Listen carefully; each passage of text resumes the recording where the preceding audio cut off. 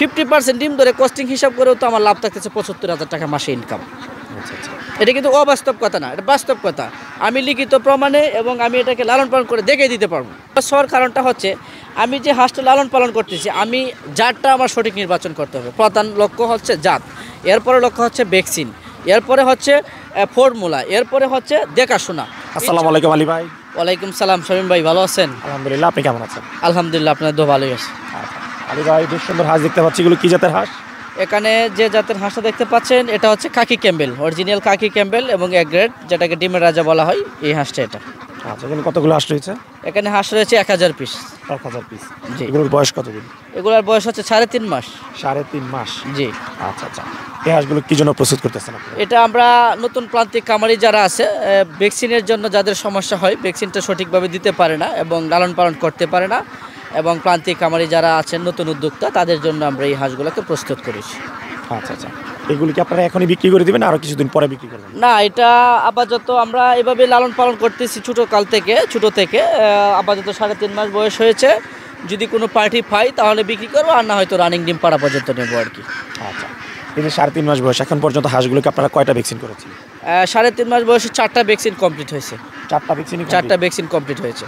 আচ্ছা আচ্ছা, খাবার দাবার কি দিচ্ছেন এগুলোকে? খাবার বর্তমানে আমরা ধান দিচ্ছি, গম দিচ্ছি, ভুট্টা দিচ্ছি, বসি দিচ্ছি, পাশাপাশি শামুক দিচ্ছি, পাশাপাশি ব্রয়লার কিছু পিট দিচ্ছি। আচ্ছা, আপনারা কি আবদ্ধভাবে পালন করতেছেন? হ্যাঁ, এখানে আপনারা তো জানেন, কারণ এখন যেহেতু শুকনা মৌসুম, এখন পানিতে চারার মতন কোনো সুযোগ নাই, আর জমিগুলাও কাটা হয় নাই, যার ফলে আমি বর্তমানে আবদ্ধভাবে পালন করতেছি। হয়তো কিছুদিন পরে অগ্রাণে দেওয়ার পরে যখন জমিগুলো কাটা হবে, তখন হয়তো আমরা দিব আর কি মাঠে। আচ্ছা আচ্ছা, এই হাঁসগুলো কতদিন বয়স থেকে ডিম পাড়া শুরু করবে? এই হাঁসটা শুরু করবে আরও 1.5 মাসের ভিতরে, এই হাঁসটা ডিম পাড়া শুরু করে দিবে। আপনার 5 মাস বয়স থেকে ডিম? হ্যাঁ, 5 মাস থেকে শুরু করে দিই ডিম পাড়া। আচ্ছা আচ্ছা, এখানে কতগুলো হাঁসার পিছনে একটা হাসি রেখেছেন? ওইটা আসলে আপনি যদি 20 ডিম করতে চান তাহলে শতকরা 12টা আপনার পুরুষ লাগবে, আর যদি 20 ডিম না করেন তাহলে আপনার এই শতকরা 2টা 4টা 5টা হইলে যথেষ্ট। আচ্ছা, এর উপরে লাগে ডিমের জন্য পালন করে তাহলে শতকরা 2। 1000 হাঁসের জন্য ধরেন আপনি 50টা পুরুষ হলেই যথেষ্ট, আর যদি ডিম থেকে বাচ্চা উৎপাদন করে তাহলে 120টা লাগবে।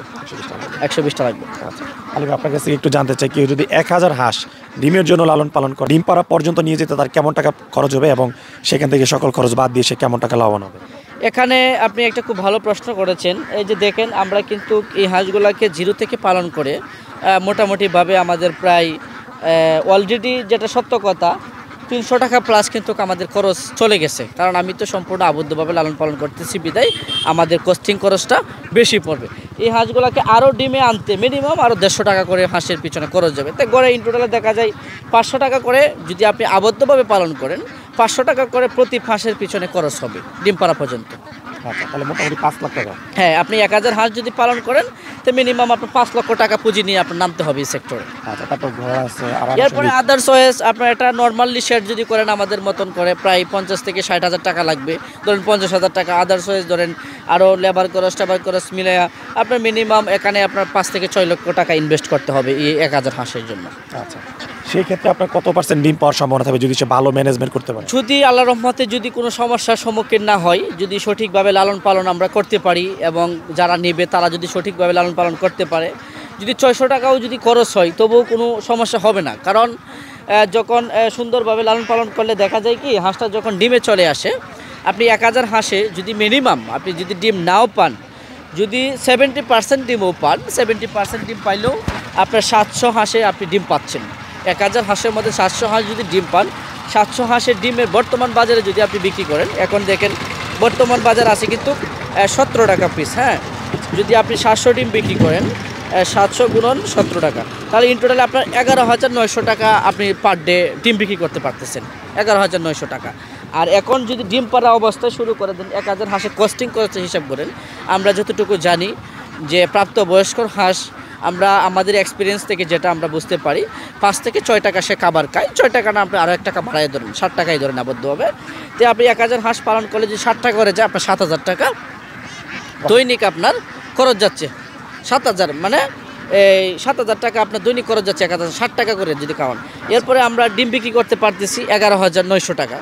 7,000 টাকা মাইনাস করলে আমরা 5,000 টাকা, 100 টাকা কম, প্রায় 5,000 টাকা যদি পাই, যদি 5,000 টাকা পাই, 30 গুণন আপনি 5,000 দেন, তাহলে 1,50,000 টাকা মাস শেষে।